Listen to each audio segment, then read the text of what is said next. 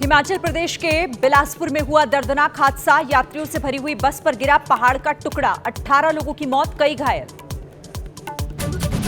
Cough syrup से मरने वालों का आंकड़ा हुआ 24। मध्य प्रदेश में 21 और राजस्थान में 3 बच्चों की मौत। केंद्र सरकार के आदेश के बाद एक्शन में प्रशासन।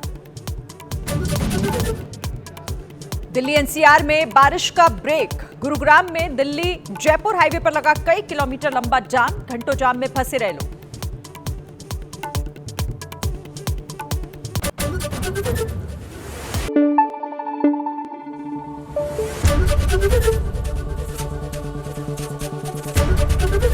एबीपी न्यूज आपको रखे आगे।